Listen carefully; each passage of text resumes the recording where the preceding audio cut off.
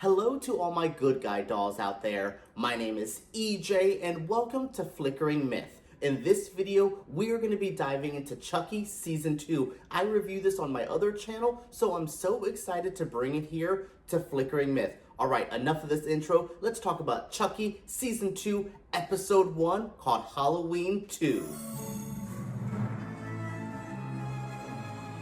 If you're not familiar with my reviews for TV shows, on my other channel, what I normally do is I do the review first, give you my overall feelings, let you know everything, kind of the overarching story of this vibe and how I feel, and then I get into a recap section where I talk about all the biggest talking points.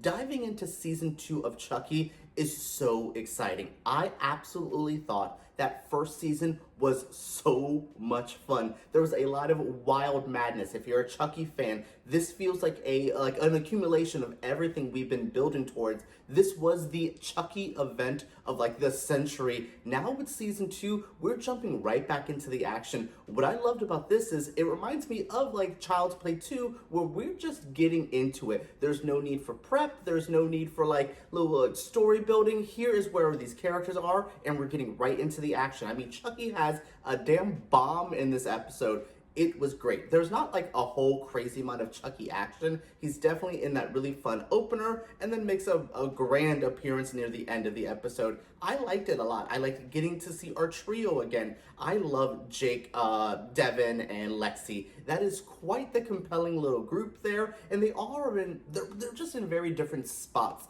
than Season 1, and they're all in very different spots compared to their personality. Jake and Devon are not well adjusted, but they seem to be doing a bit better than Lexy, who is kind of diving into a lot. But if you guys remember, Lexy went through a lot. I know Jake had the main thing because Chucky was really going after him, and he was trying to figure out his sexuality and all that jazz.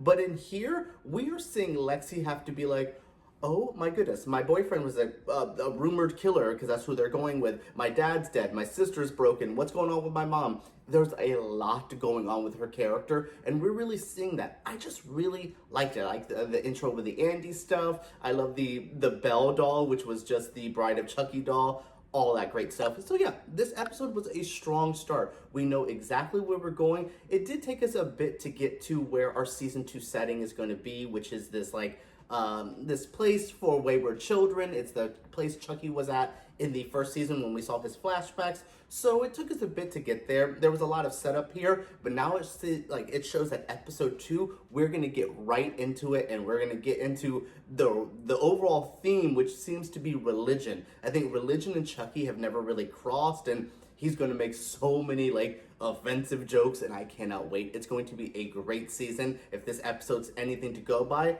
All right, enough of this little recap, or enough of this review. Let's get into the recap.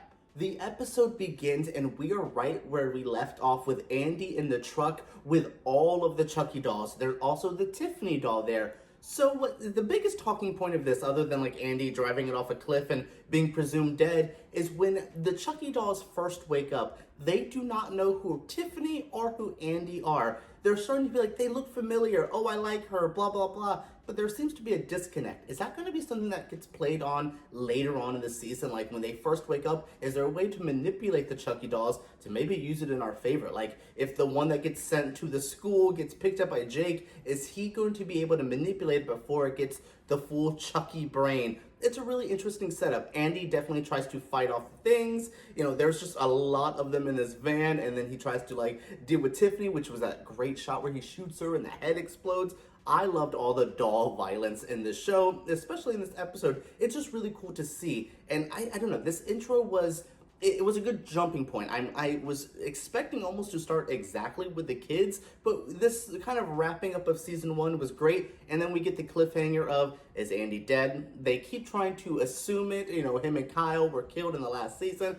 I don't know. It's Don Mancini. I don't think he can get rid of it. Even if Alex Vincent is done playing Andy, he'll be back as a different character. He loves this family. Yeah, I liked this intro. And then we get into what the kids are doing, and all three of these children are in a hot mess state. The trio is having to get split up. We see a very cute little moment of Jake and Devon having to say goodbye as Jake goes off to his foster parents. That was a cute moment. They're like, we can't kiss, and then they kind of have their like cute little heroic moment together. I love seeing these two. They're awkward at times, but their awkward teen love is adorable to watch. I don't know, I like these two actors, and I think they've definitely grown. Even in this episode, you can tell that there is a jump in the acting from the younger cast, and it's really good. I mean, Jake's in a really good spot right now, playing like a bit of an older brother to a new foster brother. We have Devon and his foster family, and Lexy is stuck at home with her mom and her sister. Her mom and her sister are in a weird spot. Like, her mom's still a horrible person, like never learned her lesson. Dealing with her in this episode made me remember how much I hated her in season 1. She's still off, but maybe I don't have to see her. It looks like something blew up in her house, and Caroline's still a bit ooky spooky. That little girl, round of applause for her. She's a fun little actress. So yeah, I don't know what we're gonna be doing with Lexy's mom. We set up some stuff here, and then we kind of jump to the school. Are we gonna be dealing with Lexy's mom? We'll get into that in a bit more. But yeah, I like this little intro, and then we got getting a moment where Jake's getting ready for Halloween. He's dressed up as Batman. His little like foster brother is Robin.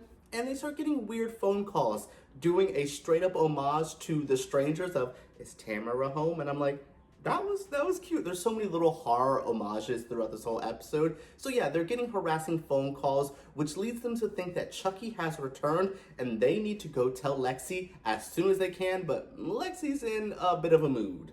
On the Lexy side of things, we see what Jake and Devon are doing, trying to get together. Like, Devon is like, yo, Jake, come over. And then they're like talking about the phone calls that they're getting. And then they decide to link up. They kind of have this cute moment where they have a reunion. They haven't seen each other in months. I like it. But going over to Lexy, her side of things are a bit strange. She's using a lot of drugs. She's hooking up with boys. Like, her family's weird. They're going to a therapist who I do not trust. I don't know. As soon as she says, here is this doll, I would have been like, peace, give me a new goddamn, like, therapist, because I don't trust this exposure therapy. So yeah, she gives Caroline, which is Lexy's daughter, a new female doll, which was the Tiffany doll. Her name's the Belle doll. Yeah, you know, that one doll that Tiffany turned into, she was like the marriage one in Bride of Chucky. Yeah, she gives her one of those. They keep thinking it's ooky spooky. Lexy beats the shit out of it, and they think it's pretty set until a visitor comes to the house and starts planning things. This is all just Chucky's strategy to get all of the kids together, because there's eventually a reunion where they all end up at Lexy's house.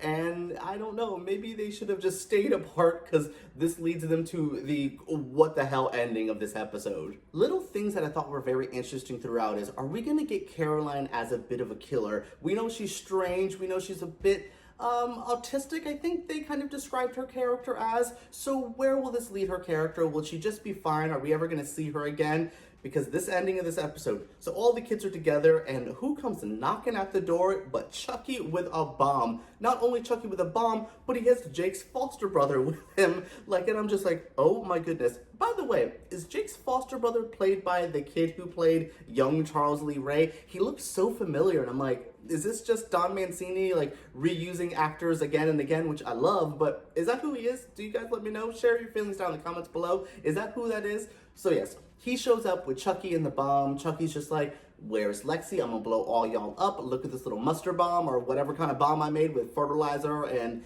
butane. I'm like, you could just do that? Oh my goodness. Ugh. So Chucky is waiting for Lexy to come down, but she is up getting turned, like, you know, a little nose candy and stuff like that. So by the time she gets down, Devon is just like tasering Chucky, the bomb's in the air. Little boy picks it up, and I'm like, little boy, what are you doing? He sees that weird Tiffany doll, it pauses him, and that's enough for Chucky to jump on him and make the bomb explode. Yes, the little one is dead, and that's sad. Like, I can't believe they killed a kid in the first episode of the season. Wow, they're doing things this episode, or this season of Chucky, and I very much love the, like, pedal to the metal, let's just go crazy, let's get into it. And after all of this happens, the kids have to get sent to a place for wayward children, which was suggested to by the therapist. Don't trust her. She better not be a red herring. She reminds me of the teacher from last season, where we're like, she's evil, and then nothing ever really came of that. That better not come up with this teacher, like, or this therapist, because I don't trust her, and it's pretty obvious that she's a bit weird. By the time the episode ends, the kids are on their way to the school. They get there, they figure out, like, on the bus, like, Chucky's gonna be sending more stuff out for him. What do? We have to get prepared. I don't remember who they said, but there's somebody at the school or at the home for kids that they have to deal with as well. I'm really curious of what the hell that's gonna be. They have so much drama getting into this, and I love that all three of them get to stay together. This core cast is good, and now watching them enter the I have to go to religious school stuff, that's gonna be good. I mean, Lexy has to get off the drugs. What is Devon and Jake gonna do in their relationship? There's a lot of stuff to do in this setting, and I cannot wait to get into all the deliciousness.